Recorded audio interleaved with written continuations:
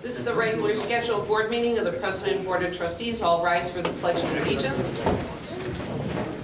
I pledge allegiance to the flag of the United States of America and to the republic for which it stands, one nation, under God, indivisible, with liberty and justice for all. Would the clerk call the roll, please?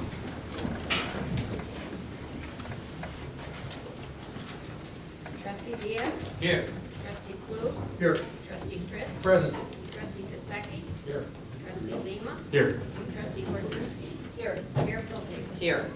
Clerk show that we have a quorum. Before we get started with tonight's meeting, I would ask for a moment of silence. Our former mayor of Schiller Park, Anna Montana, passed away this week, and I would appreciate it if everyone would just take a moment of silence at this time.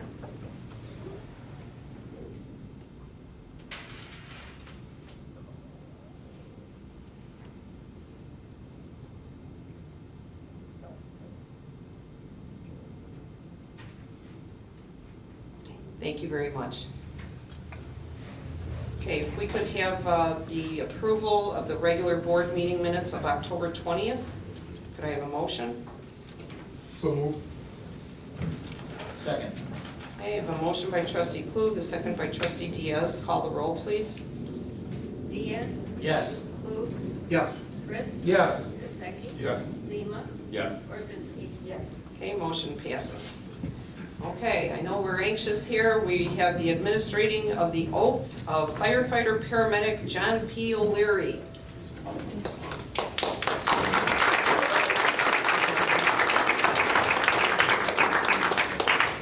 Madam President, members of the Board of Trustees, it is with great pleasure that we come again before you today to swear in a firefighter. So without holding you guys up, because you have important business to get to. Raise your right hand and repeat after me.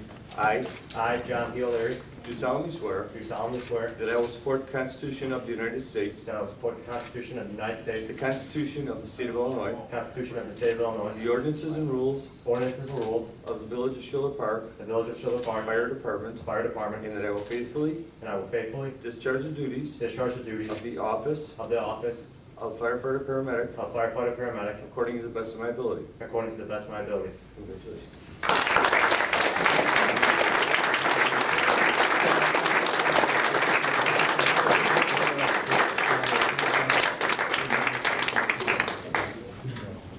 Congratulations.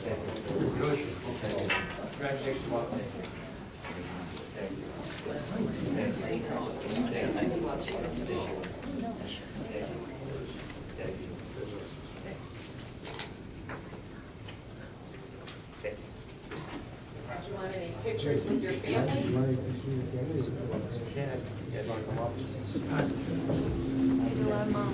Okay, Mom.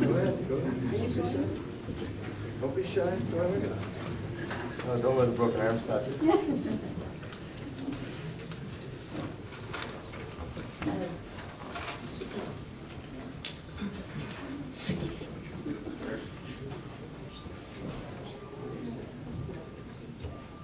All right, ready? 1, 2, 3. Let's do one more.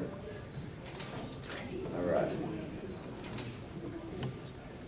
Chief.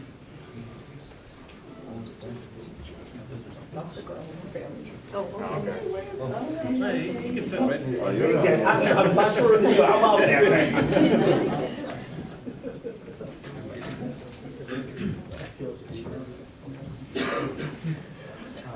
You all want this your mouth? Yeah.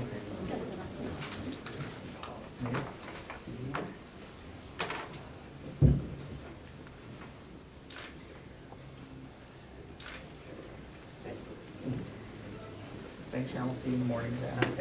In answer to your next question, no, we're not at full complement yet.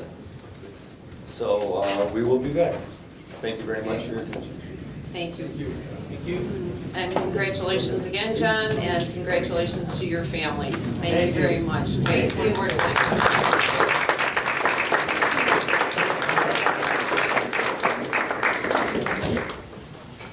Okay, at this time, are there any people in the audience that wish to be heard?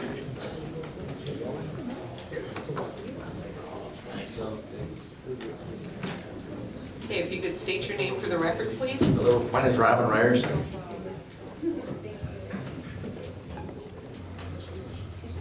I'm here because of the Safe Route to School program that was installing limited stop signs and the about to installation of the radar pole signs.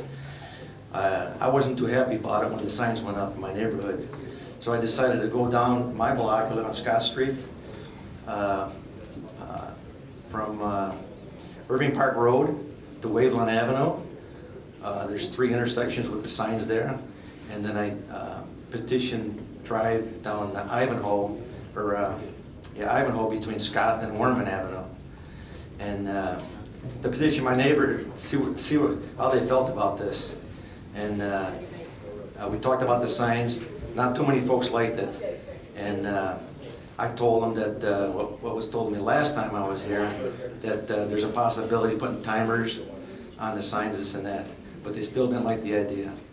And then the radar poles, that was the same reaction that I got. They don't want the signs, the limited signs, and they don't want the poles being installed. It's a nuisance in our lives, and our neighborhood is quiet, and we feel it's unnecessary for anybody to intrude on our privacy in our neighborhood. I have a copy of my petition drive here, if you'd like a copy. And how will this be deliberated now? What will happen next with my petitions? Will I be notified of?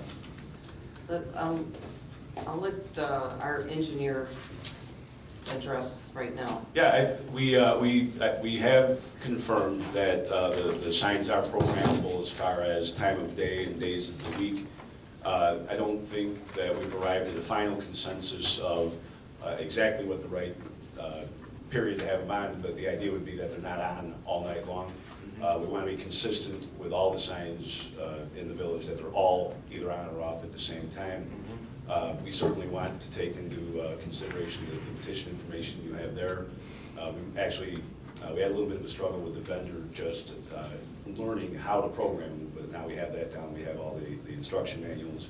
And I think there'll be a little more deliberation here at the staff and village end to come up with the best recommendation we can come up with for what hours to run the lights and then get them all out and get them programmed.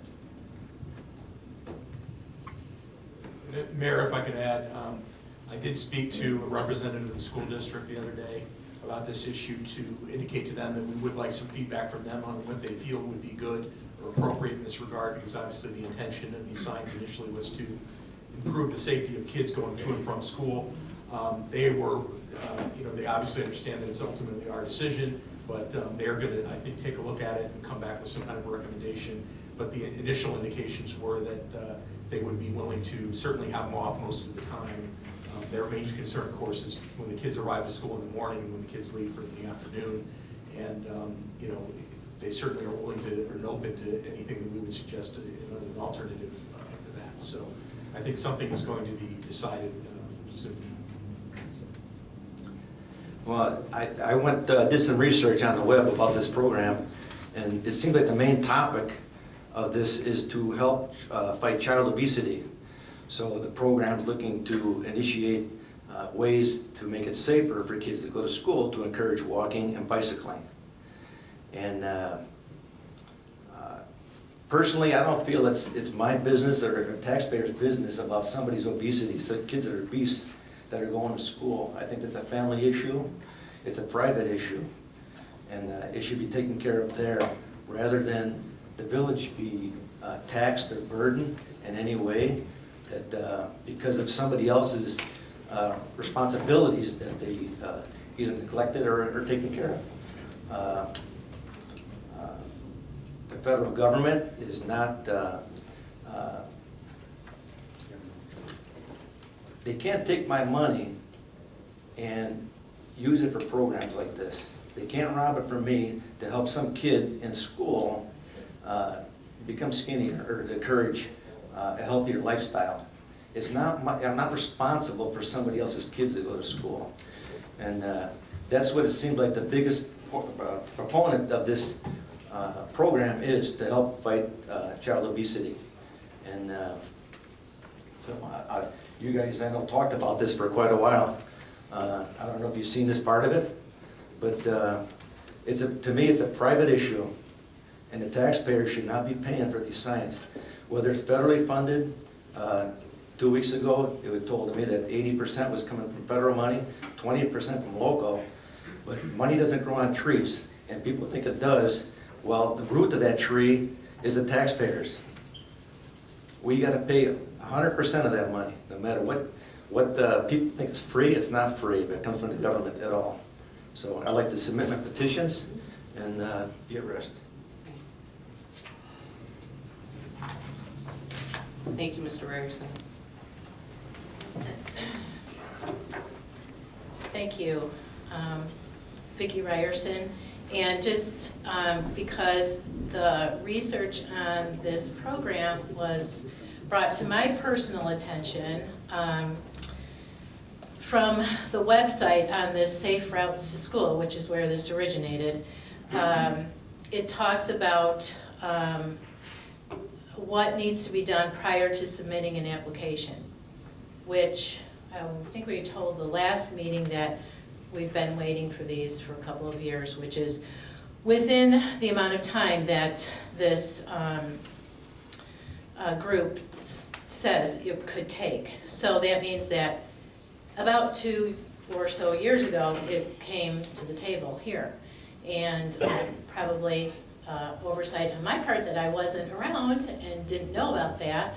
And so I don't know if it's possible to go back and find out who actually brought this to the table, who supported it and who presented it to this body to consider, and who did the footwork and all that needed to go into it, because I'm sure you can already assess that we're not in favor of it. So it gives some steps that you take in order to prepare before you present your application. And one of them says you inventory and you identify safety needs and hazards around the schools. So I was interested to know whether or not that was done and what the results were and how it was determined that there were hazards around the schools in our neighborhood. All of the crosswalks have stop signs, and during school hours there are crossing guards posted.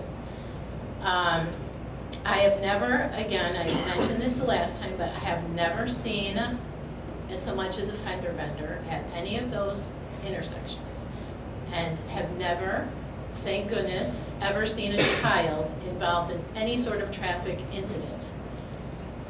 So I'm wondering and would like to ask if it's possible to get the information how it was determined that we had hazards in our neighborhoods that qualified us to take this federal funding and then to put in more, which my husband has already stated, something that I think is greatly overlooked. The government does not have money. The government has our money. The government makes no money. So it is a concern, and I think we should have a voice in saying something, because they're spending our money.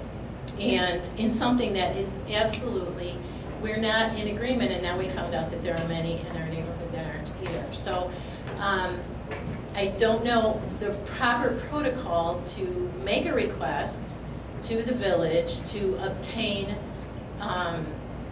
past history records of things that have gone on, and maybe I could just be directed who I should maybe bring, take that request to, but I would like to pursue that to find out where this actually began, and whether or not there was anything ever asked of the community or the neighborhoods, which, if there was, I missed that, to determine whether we feel that this is necessary. That I think is, so I appreciate that. Can I contact you later on and maybe have some of those questions answered? I don't know if this is the proper time. Brian Bursick would Okay. most likely be the best person to talk to about that. So. Yeah, Mayor, a survey was done of the students as part of this grant process, and the students' parents filled it out, to see what they thought of, the whether their kids were biking to school, whether they were walking to school, that kind of thing. So we did a survey that's part of the grant process. We also had the police department go out, several members of the police department go out, determine what locations would be good for these types of signs to protect the schools and keep the kids safer. That was the intent. There was no interest in the issue of childhood obesity. Regardless of what you may think of that issue, that wasn't what we were looking at in this instance. We were looking at the safety of the kids going to and from school so that they would minimize the likelihood of an accident. It is, we do have the proper program, right? It's Safe Routes to School, a national partnership. Okay, well, it isn't something that we made up. That's what it's based on, childhood obesity. And again, we live next door to the school. The lineup 3 times a day of traffic, now that they've reconfigured their driveways, is tremendous. So I assume that many parents are choosing to drive their children to school. Actually, it's their choice. I don't know where the government gets off on stepping in and telling us, once again, what we need to do. I don't know if you guys are all in favor of that, but enough. And so we now come in because we're wiser and we're gonna tell these parents, you need to now do this to, for the health of your child. God has given children to parents for that very reason. Let them decide. If they want to drive their kids to school, let them. But that goes to the bigger issue of what this is really about. That's the core of this whole thing. So anyway, I do want to see if was it just verbal interviews with police officers and children?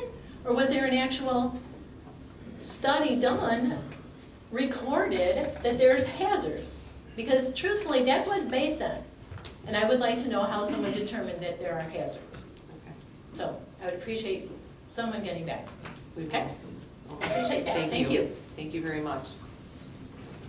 Anyone else at this time? Okay, there is nothing on the consent agenda for consideration and action, so we're going to move on to the committee reports, the whole discussion items. Okay, Mayor, the first item is Joe Knight LLC's proposed redevelopment of the building that's just north of and adjacent to the community center. And it came to us because they wanted us to participate through a 6B assessment incentive. So this came to the Community Development Committee for consideration and discussion. There was a presentation by Mr. Sendlin, the president of the company. Basically what they do is they work under a brand name called Direct Imprint, and they might have other brand names as well, but Direct Imprint is the one they primarily work under, where they create either embroidered or printed or screened kind of logos and branding names for their clients. And that can be placed on jackets, shirts, pens, hats, caps, that type of thing. So what they're talking about doing is bringing that business here into Schiller Park and spending some dollars on that building. They're first outright purchasing it for over $400,000. Then there's another $160-some thousand that they're going to spend on the remodeling. And so that's what the 6B is. The 6B relates to the remodeling of an existing building, the idea of an incentive for someone to do that. So he's basically saying, look, if he could get this incentive, his plan would be to proceed with that. So he has that offer out there to buy the building. He has that willingness to remodel it. And so he's bringing it to us for us to consider that while he's in that near final stage of deciding whether to proceed or not. I don't know if there's anybody else that's at that committee that would like to add any comments, but that's pretty much what that's about. The gentleman is bringing an established business to Schiller Park. They are not constrained by the ceilings. We've had, you know, developers and people that wanted to come here, but our buildings are obsolete for many, many operations. And it was, you know, a already established business, and we were in agreement to approve this. So, Trustee Fritz, do you have anything to add, or Mayor? Guess not. Oh. What can I add? Thank you. Another thing interesting about this one is that because this would be their headquarters and because of the nature of the products and sales that they have, that we would get sales tax from this as well. That's, in addition yes, to- another point. That's, And the other thing is we could tell by looking at the numbers on the tax data that we were able to research that the valuation of that property has just dropped tremendously because of it being vacant for the last couple of years. And so the projection is that would go way up, so that even if there was a 6B reduction from the typical 25% to 10%, that it would still be more dollars from even the property taxes coming in, and if it just continues to stay the way it is an obsolete vacant building. The other good thing was, somebody asked the question, I can't remember who it was at the meeting, about, well, what about you know, the business, you know, we always ask about the coming and going of vehicles, or the noise, or other kinds of things that might affect the neighborhood, because as we all know, right across the street to the west is a residential neighborhood, and not too far to the north, as a matter of fact, and southward. So he was talking about how, as he described their business, it's very much inside the building. There isn't a bunch of loud machinery, there isn't a whole lot of trucks and all that coming and going. So it's a relatively low impact, at least that's what he says. It makes sense given what he said his business is. So that was also an important thing to hear from them. And the only other thing was that I did, after that meeting, I did do a project pro forma review. It's in the packet there. And basically, the incentive would help them at the front end in terms of the investment to purchase and remodel and to get things started. And then as the years go out, then that would go away, and their rate of return on investment would be reasonable based on the numbers that he gave and that I was able to research. I also did some research on what their income is for their business. So all those factors were taken into account. And so I would have to say that it's justified to do it from that standpoint. And yes, is there a small shifting of the property tax burden to other people whenever we do this? Yes, there is. But then again, it's the idea, is that for the good of the community? Does it help the community overall if we do this? Because it has to be a public purpose. You know, we don't just do this to help a particular business for no good reason. It has to be a business that we think is good for the community, and that taking that action is justified. So I think that's why it came out of the committee with a positive recommendation, but I also did that after the meeting, I just wanted to know for sure I did it without an original of them, and I'd say no, it looks like it's justified.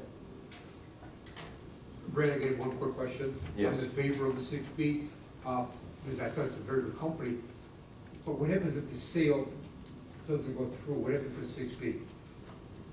Well, first of all, it has to, one thing that we always remind everybody is that the village does not approve the 6B, we only Correct. recommend it, and it has to go all the way through. Right. We have had conversation, what we need to do here in this town is that if a 6B goes all the way through and is approved and nothing happens, we need to go back and check our files for all the ones that have been approved and double check whether they, you know, how they came out. Mm-hmm. And if we have to petition to rescind those, I think we should. You know, they shouldn't just be hanging out there to be inherited by someone when it hasn't been vetted like we did this one, you know. So it could happen, what you're saying. So the sale doesn't go through, it goes to the building, who provides the building? Yes. Here's a 6B. So we need to monitor that better than we have been. Yeah, and then take action when we think we need to go back to the county. I'd have to talk to our attorney, John Sullivan, who has some knowledge about that process, as to how that's done. We have not ever done that, but I think we'd have to research that and find out, exactly who we would go to and how we would do that. Yeah, I can just, the approval is specific to the person that is actually gonna be operating the So business. it wouldn't carry over? It should, I mean, there are times when the county makes errors, right, I That's mean, you have what to we're watch afraid it. of. I mean, there are times when the county makes mistakes, That's it's a what big we're afraid of. surprise. They may not know that there's been But a it's change. specific to the use, and they have to prove, they're supposed to prove the use every year, so it should remain. That's what would make sense. Yeah. Just wanted to be sure. Monitor that. So we should monitor that, and then, so it sounds to me like if we did find one where that happened, we would just, all the proof we'd have to show is who is there, who owns it. Okay, very good. Thank you. Yeah, that's a good one. So anything else on that? So that's later up under committee report for action. The next one is the Northeast DuPage Special Recreation Association, of which we are a member, has proposed articles of agreement to amend, and there are some technical changes in there concerning our membership and also some of the factors we're dealing with, pension and other things that were changed from what it was before. We have it on here as a motion to approve the agreement. I think we have to do a more formalized vote later, which will be explained when that comes up. But John, anything you want to add on that? Because we don't talk a whole lot about NEDRA at these meetings, but you can give us a little background, and that would help, I think. These changes are not substantial changes. It's more almost just routine changes. There were some. It's not changing the term. It's not changing the fee. Our membership dues, anything of that nature. It's just kind of just some wording and some of the, there was a section in there about the repayment of the money that was paid in a pension before they joined IMRF. That has now been completed, so that's taken out of the Take that out now, right? Yes, and then the number 2 on there is just, it's basically acknowledging that that the villages and the park districts can receive their payments of taxes from the 2 different counties that we belong to at different times. So this just actually gives us a little bit of leeway there to be able to contact NEDRA if we need to adjust the timing of the payment. The 2, typically it's done at 50% with your first tax collection, and then the other 50% with your second. So they give you a little bit of leeway if the county's late or if something changes, so you're not tied into those dates. It's strict.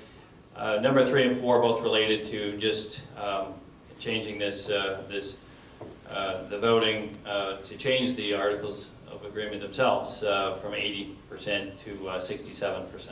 So. And that's all redlined in there, right? It's redlined. It's in the redline changes changes that is attached in Exhibit 1 with in the Dropbox. Okay, any thoughts, concerns about this, questions? Okay. And then the next one, we've been talking about the state mandated consolidation of our 911 communications center. And so here's another action item regarding that.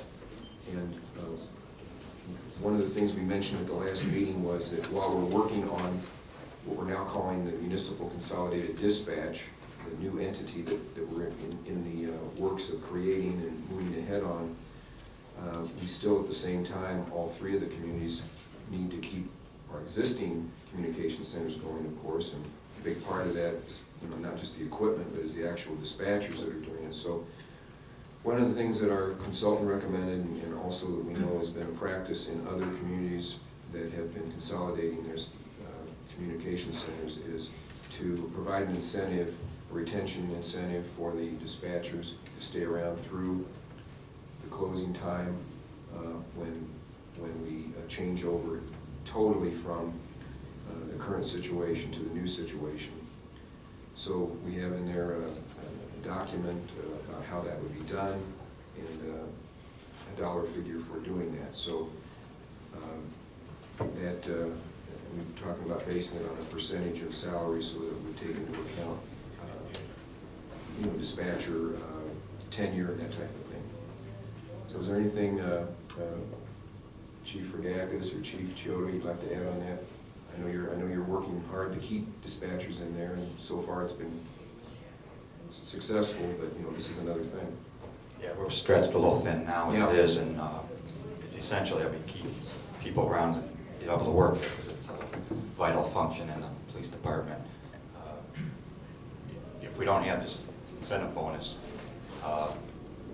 they might start looking for other jobs because they know that our current dispatch center is going to be obsolete. So if they start looking for other jobs and leave us, we're in big trouble. So it's essential that we have this incentive bonus. So I think the idea is that if you approve this, then we would go to each one of them. They would have to sign an agreement before it became effective for them, in which they would agree to not only stay here through the end, but stay here in good standing and obviously follow all the rules and everything of that nature. And of course, they're still subject to all of our other employee, rules and regs, like any other person.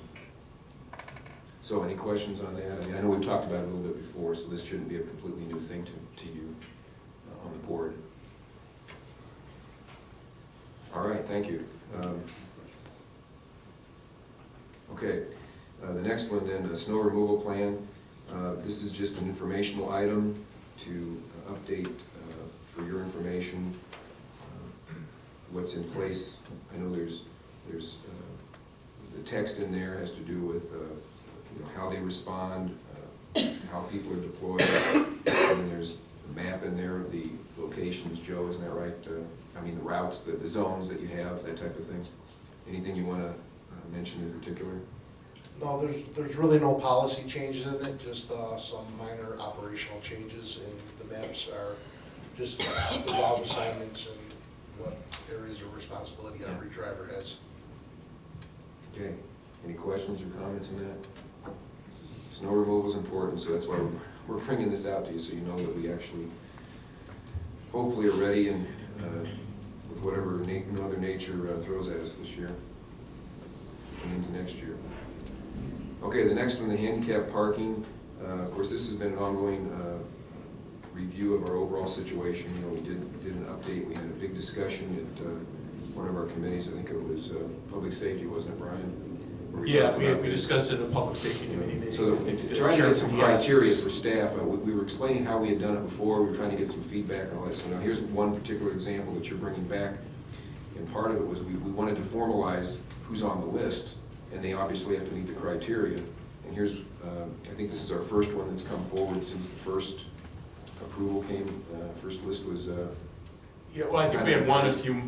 Was there another one? Few months ago. I may have forgotten about it. Okay, well, anyway, go ahead. The two main criteria, I mean, obviously there has to be shown that they have a handicap placard or a handicap plate, and that they have the medical need for it. And then the criteria with respect to their residence are that they do not have a driveway and that they do not have an attached garage. In this instance, I spoke to the lady, and I invited her to come tonight if she wanted to. I don't think she did, but in any event, I explained this to her. She provided the information that was requested. We checked out the house on the computer as far as the overhead and also on the street level, and it does qualify. So I think I'd just be asking you guys to approve it because it meets the criteria that were established at that meeting as far as what we thought would be a good way to, set some guidelines for when we're going to do this kind of thing. Okay, so there you go. Any questions or comments on that one? All right. Okay, so the next one, here's another one where we're doing a lot of things in terms of looking at our insurance and how it's applied to the village or to the employees. And this is regarding the health insurance plan for the employees. So what we're proposing here, and we talked about this at our Administration Finance Committee meeting, and now we're bringing it back to the board after going through it and fine-tuning what we thought should come forward, and after surveying the employees as well to see if there was any interest in this. So the idea here is, again, an individual offer to employees, and they would have to sign off on this. where they would receive a certain dollar amount in return for basically opting out of healthcare plan. And Rob, you can tell them how we view this as it's not only being flexible for the employees, but it's actually potential cost savings for the village. Correct, it's a win-win situation, I believe, for both parties. So we would be offering individuals who are married and have a spouse that has insurance, we would give them a cash incentive to then opt out of our insurance program and then onto their spouses. Currently, right now, we're paying for family PPO in excess of $27,000 right now. When they pay their 10% of the PPO, it's still 25 grand, but if they're able to jump on their spouse's plan, and we pay them $2,000 to do that, it's a net savings of $23,000 per person. I think not only does it save the Schiller Park residents money as well, but it might be more beneficial to the employee, where they could then jump on their spouses, get this $2,000, and it'll help pay for the premiums on their program as well. So I think it's a win-win situation for all parties involved. Okay, so that's an action item for you to consider tonight. Any further comments? I know we had a pretty good discussion about it at the committee meeting, but anything else? Rob, I have a follow-up question. Correct. So is this all or nothing for the employee? So for instance, I'm an employee, I have a family plan, but my wife goes on her insurance, do I still get this rebate or? It would be an all or nothing plan, so the employee would have to opt out of themselves. So, And if the employee's out, then, And this is each year, right? This is correct, not we would forever. evaluate this program each year to make sure it is saving us money and determine every year. So we would come to the board every year, give you a status on how the program is working, if it makes sense for us to go forward each year. So it's something that we would monitor, because giving each employee the projected $2,000 is a lot of money. So we want to make sure that it is working. So we're predicting. And the employee has the opportunity to rejoin next year if he feels. Correct, yeah, the employees, we always want to make sure their employees are always insured, so if they have some type of life-changing event where they need to get back on the program, they're always welcome to come back. If we had already given them the $2,000, they would just prorate that money back to us, so if they need to get back on 6 months, then they would probably owe us $1,000. We'd work out something with them to get back on, so the most important thing is that our employees are healthy and have health insurance, so I think that's the main driver of this. No, not. There's other towns, there's other towns that do this. This is starting to catch on a lot of different places. So, and we also had our legal. Nezra does it. Franklin Park does it. Another couple communities I worked in the past have done it. It's been vetted by our attorneys as well. So I think we should be good to go. Okay, so again, like I said, that's an action item for later. Then finally, this fire engine number 5 fix, it's basically on here because the dollar amount exceeds the 5,000 level. So we're listing this as a separate action item for your consideration. Any questions on that one? Okay. So Mayor, that's all we have as far as the discussion items for consideration tonight. Any other comments, sir? I have nothing else. Thank you. All right, let's do the department heads. Let's start with our village engineer. Just a couple quick updates. The road work for this year is essentially complete. There's a few punch list items and a little bit of storm sewer left to do up in the alley up between Lawrence Court and Lawrence Avenue. So we expect to get that wrapped up in the next couple of weeks. I should have a pay request for the agenda for the next meeting. They just haven't submitted one yet. And the work is scheduled to start the beginning of next week for the ped crossing at Lawrence and River, with the intent of having that done by Thanksgiving. Yeah, originally, Eric had said that you were going to redo the alley between Lawrence Court and Lawrence Avenue. I don't see that any work getting done, so what's the deal on that one? Right, so we had to adjust on the fly a little bit. There was a lot of additional street patching that we had to do, and we didn't have budget left to fully fix the alley and get all that patching done. So that alley has huge drainage issues. I mean, there's a lake in the middle of it. So the program is, and we've put out notices to all the property owners around there, We'll get the storm sewer in this year to at least get it to drain, and then we'll roll the alley reconstruction into our program for early next year. Okay. Thank you. Okay. Rob, anything? No report from Finance, Mayor. Okay. Pete? As a reminder for everyone, this weekend is Change Your Clock, so you'll fall back. And a reminder from Fire Department to change the batteries in your detectors. Mayor, I just wanted to mention that the new passport parking app for the metro station is going to launch tomorrow. We're obviously hoping that it goes relatively smoothly.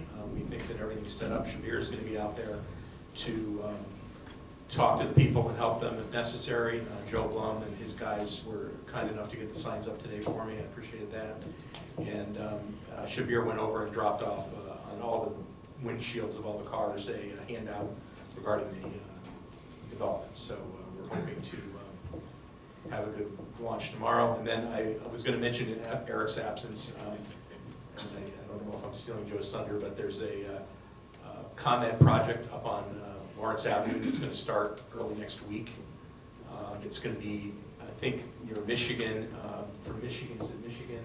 Michigan, actually on the other side of the viaduct, I'm sorry, Ruby Street in the vicinity of Richie's Restaurant, and on the other side of the street. Work actually started today. Yeah, work actually started today. And what kind of project is it? Do you know? It's ComEd infrastructure. Improvement of the poles and the... Yes. Okay.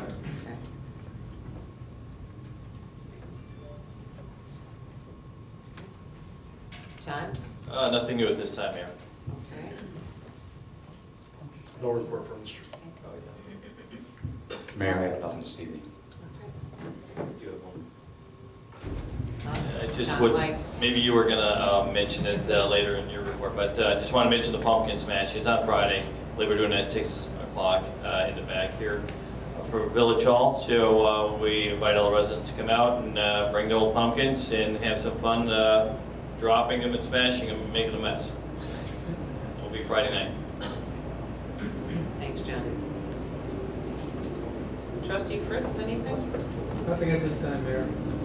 Trustee Klug? Yeah, thank you, Mayor. I have a couple of commercials, if I may. Okay. The Village and Knights of Columbus are hosting a pancake breakfast for all veterans Sunday at the Community Center at 4501, 25th, 9 to 12. For all veterans and their families, please come out. Knights of Columbus also has hosted a Polish dinner November 12th, Saturday. Tickets are on sale at St. Petrus. And part of my committee, the rec center, did an outstanding job with the Halloween Howl. The attendance was not as well as we wanted, but what your staff did, and all the rides and everything else, very good. I heard nothing but compliments. Thank you. And the library, which is part of my committee, did a very good job with the little free library. Try to say it fast. They got little free libraries at all the schools, public and the Catholic schools in town, where people can pick up a book, drop off a book, and it's all free. They've been working on that project for a number of months, and I thought it went a lot of hard work by the staff from the library board. Mayor, that concludes me. Thank you. Moses? Nothing today, Mayor. Thank you.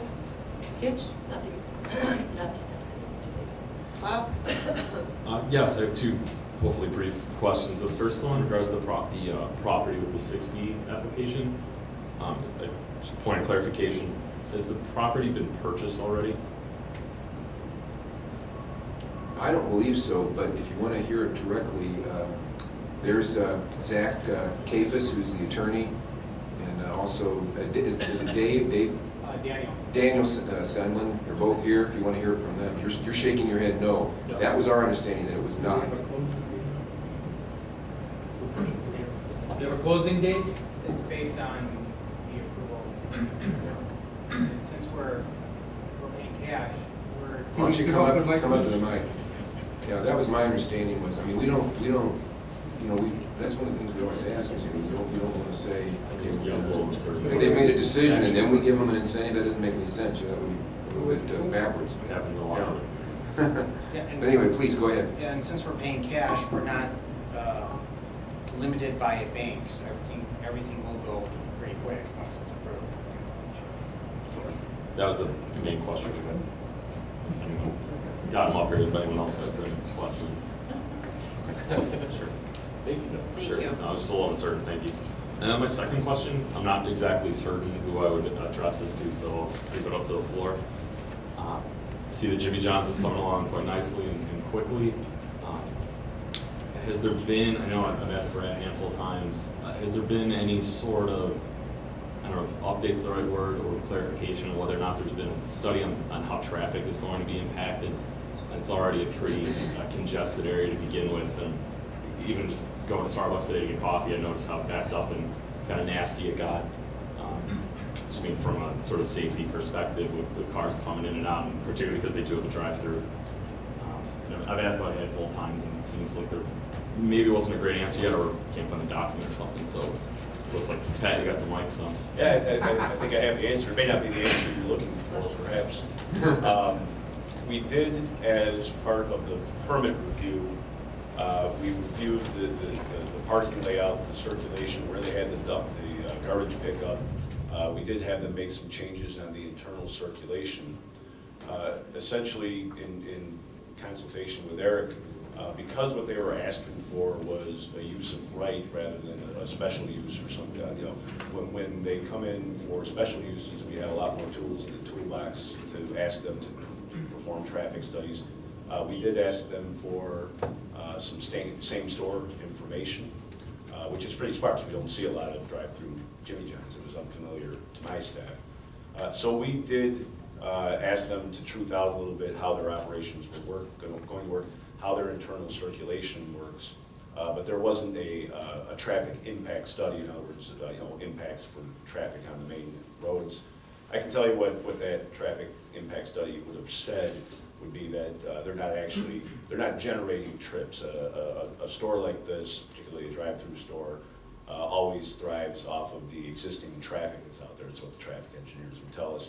And they're just pulling traffic from the existing, folks coming and going on Irving Park Road. So the answer to your question is we did put them through the ringer a bit on the internal circulation, but no traffic impact study was prepared. Okay, thank you. Just a quick follow-up. Is there, and I noticed in some of the email back and forth, there was a question on whether or not there would be the same ingress and egress at the marathon. It didn't look like there was a resolution to that. I know there was a discussion about the east-west drive, I believe it's called a driveway in the documents, but that slight area where you can kind of get in and move around. There was a question on whether or not that might get shut down permanently, or is there any, to follow up, is there any sort of impact on, like I said, the ingress egress at Marathon? None of the plans we saw had any changes to the existing accesses for the marathon. Okay. Thank you. Thanks. Rick, anything? Yes, I have a question brought to me by those involved with Loaves and Fishes and their concern with using the community center. And I understand that there's some pushback from the village on letting them use the community center. It's not a pushback, it's just that our insurance agents asked for the paperwork for their 501c, and they hadn't supplied it to us yet. So we're going back and forth. Jennifer Yarnello said that she had it. I don't know, Frank, do you want to explain that a little bit more? It's not a pushback at all, it's just that we're trying to comply. Yeah, this issue came up a little over a year ago is where it started. Someone brought it to our attention that the organization was not registered as a charitable organization. So we looked into having them get registered, and I believe that we left it alone at that point, assuming that they were going to do that, and it never happened. So Jennifer let us know that they weren't registering as a 501c3 because they don't take enough donations, which made sense. So they were going to register with a different organization, the Charitable Bureau. And our insurance provider said, if we're hosting events and fundraisers, they have to be on file with the paperwork. And that's when we reached out for the paperwork again, and found out that they weren't registering as a 501, they were registering under something else. And upon looking on the website, the registration papers were not available, so we reached out to see if we could get the paperwork in order to cover the village on liability aspects of hosting events at that center for free. And we don't typically rent out the facility. I've been told by other members of the village that we only lend it to charitable organizations. So that's where Wayne came up with parts of this. So is this only for loaves and fishes? I was there for years with baseball, and nobody ever questioned me about paperwork, and I know it was years ago. I see many other organizations go in there, families go in there, they rent it out, maybe they have a raffle or something. So is this only targeted to loaves and fishes, or is this everyone that uses the center? I would presume everyone, you might want to ask Wayne directly. There's many groups that go in there now, and I've never seen this brought up, so it really seems to be a targeted initiative. I don't know what the village concern is here. If Wayne was here, I'd say, Wayne, forget about it, let's move on. Why are we, what is Wayne, what's the weight here? What's our concern? Ask Wayne. I don't have any problem. I have no appreciate- problem, I have no appreciate problem with Wayne. loaves and fishes running and doing their, I'm the one that got them into there in the first place, so I have no problem with loaves and fishes and being in there.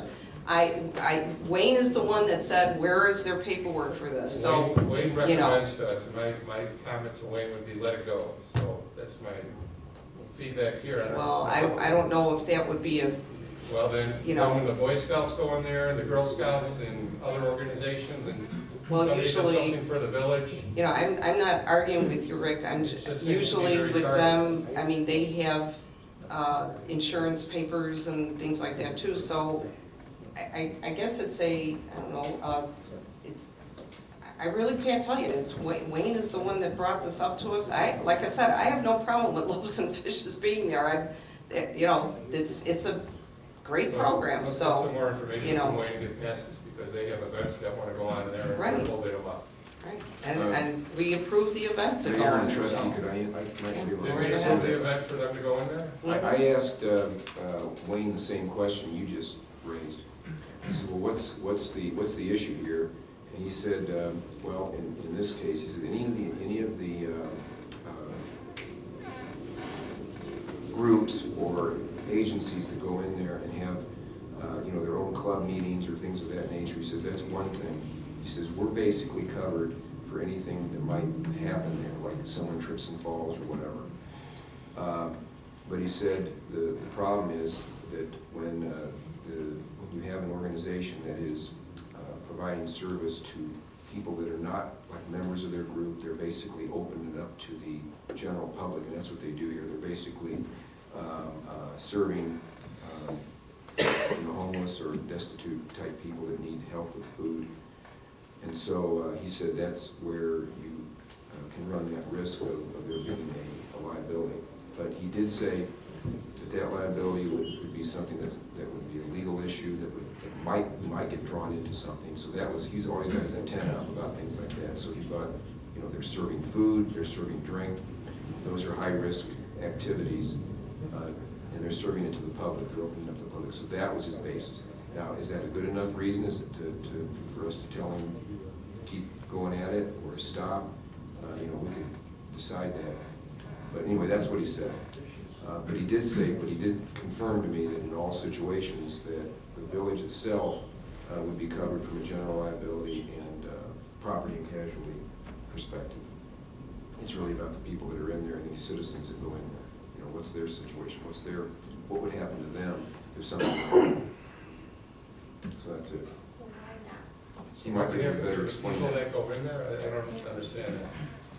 So if I went in there and fell down, the village would be covered? Yes. So He's talking who else about. are we worried about? He's talking about if someone goes in there and eats food, let's say they get sick, we're probably okay as the village, but the group itself could be liable for whatever the That's the ramifications group's are of business, that. that's not mine. That is the group's business, that's right. So I'm I not appreciate sure. Wayne looking out for the group, but you should talk to them about it, not us. Maybe he should. All right, But that was his explanation, so it doesn't quite entirely answer, your question, but that's what he said. Well, my whole point is let's let them in unless we have a good reason, and I haven't heard a good reason.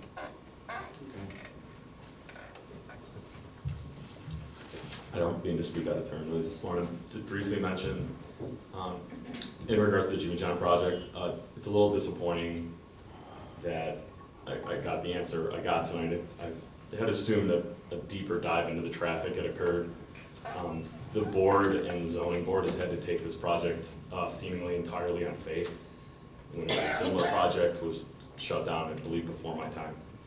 I just hope everything works out, given that there was not a deep dive into the traffic impact, which I'm not an engineer, but I'm going to disagree that there's not going to be an impact. Again, the zoning board and we have had to take it on faith. There was no voting at all on any of the projects. I just want to reiterate, I'm a little disappointed given that the voting bodies in which the Schiller Parks has to vote on these things were not consulted or asked regarding them. So, just hope it's safe. I second that motion. Okay. We're going to move on to the committee reports for consideration and action. Public Safety, Chairman Diaz. Madam President, fellow board members, I have 3 items to report for the Public Safety Committee. First, I motion to approve a retention bonus to encourage Schiller Park 911 Communications Center dispatchers to stay until the municipal consolidated dispatch project is operational. Second. I have a motion by trustee Diaz and a second by trustee Klug. Call the roll. Diaz? Yes. Klug? Yes. Fritz? Yes. Giuseppe? Yes. Lima? Yes. Worzynski? Yes. Okay, motion passes. Next, I motion in support of on-street parking by 4121 Prairie Avenue and to instruct the village attorney to prepare an ordinance for consideration at the next meeting. Second? I have a motion by trustee Diaz, a second by trustee Gorzinski. Call the roll. Diaz? Yes. Klug? Yes. Fritz? Yes. Giuseppe? Yes. Lima? Yes. Worzynski? Yes. Okay, motion passes. Next, I motion to approve payment to Cummins N Power in the amount of $9,180.59 to replace the turbo and diesel exhaust converter and filter for fire engine number 5. Second. I have a motion by trustee Diaz and a second by trustee Klug. Call the roll. Diaz? Yes. Klug? Yes. Fritz? Yes. Giuseppe? Yes. Lima? Yes. Worzynski? Yes. Okay, motion passes. And that concludes my report. Okay, thank you. Recreation, Chairman Klug. Madam President and fellow board members, I make a motion to approve the articles of agreement between the Village of Schiller Park and the Northeastern DuPage Recreation Association, commonly known as NESTRO. Second? Okay, I have a motion by trustee Klug and a second by trustee Dezeki. Call the roll, please. Diaz? Yes. Klug? Yes. Fritz? Yes. Giuseppe? Yes. Lima? Yes. Worzynski? Yes. Okay, motion passes. At our next meeting, next board meeting, there will be a resolution endorsing that agreement. Okay, Madam President, fellow board members, that concludes my report. thank you. Licensing Committee, Chairman Fritz. Madam President, fellow board members, no report this evening. Okay, Public Works, Chairman Dezeki. No report. Thank you. Administration Finance, Chairman Lima. Madam President, fellow board members, I have 2 items this evening. The first item is I have a motion to approve the current list of bills in the amount of $392,400.95. Second. We have a motion by trustee Lima, a second by trustee Diaz. Call the roll. Diaz? Yes. Klug? Yes. Fritz? Yes. Giuseppe? Yes. Lima? Yes. Worzynski? Yes. Okay, motion passes.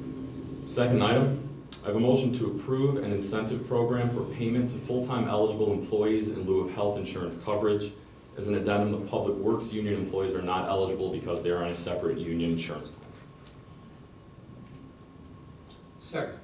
Okay, I have a motion by trustee Lima, second by trustee Klug. Call the roll, please. Diaz? Yes. Klug?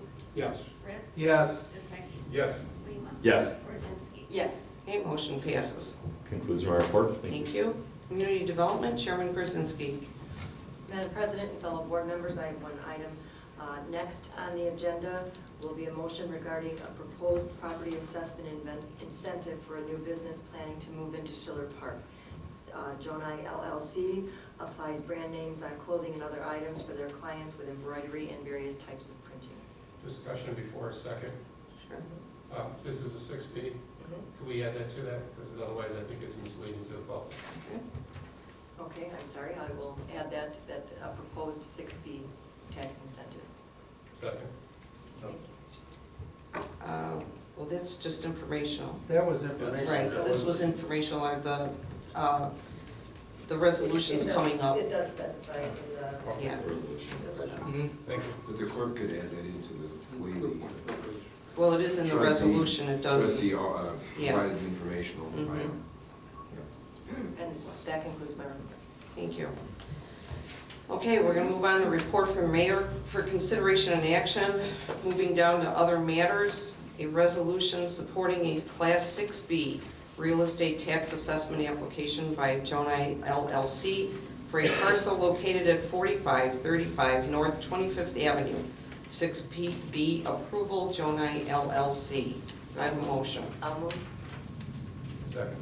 Okay, motion by trustee Grzinski and a second by trustee DeZeki. Call the roll, please. Diaz, Yes. Klug, Yes. Fritz, Yes. Disseki, Yes. Lima, No. Gorzinski. Yes. Okay, motion passes. Resolution number? It's 23-16. Okay. What number, please? 23-16. Thank you. Okay, at this time, are there any citizens wishing to be heard?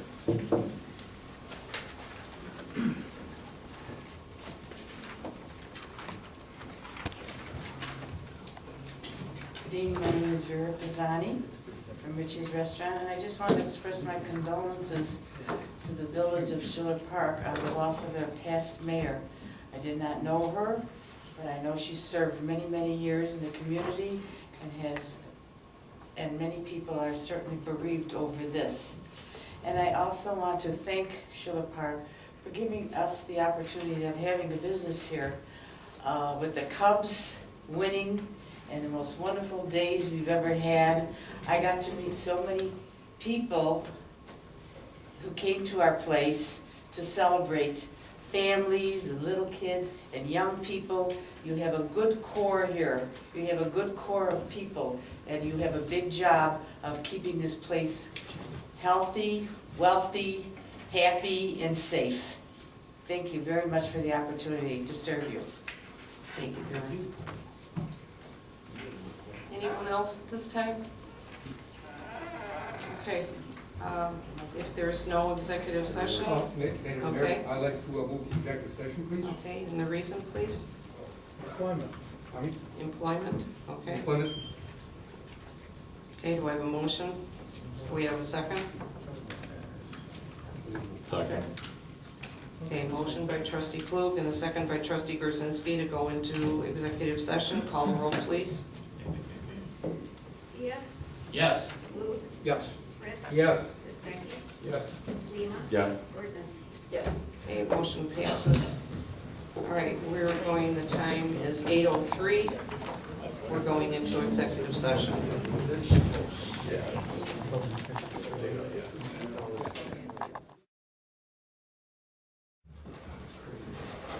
You don't get in there.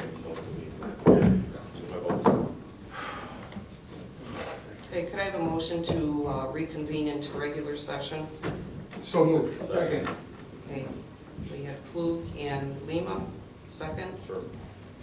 Okay, call the roll, please. 8:28. Diaz, Yes. Klug, Yes. Fritz. Yes. Disseki, Yes. Lima. Yes. Gorzinski. Yes. Okay, all right, taking it back. Since there's no other business to be done, do I have a motion to adjourn regular session? So moved. Second. Okay, we have a motion, Lima and Diaz. Diaz, and Okay. again, it's still. Yes. It is. Let's do it. All in favor? Aye. Aye. Okay, thank you.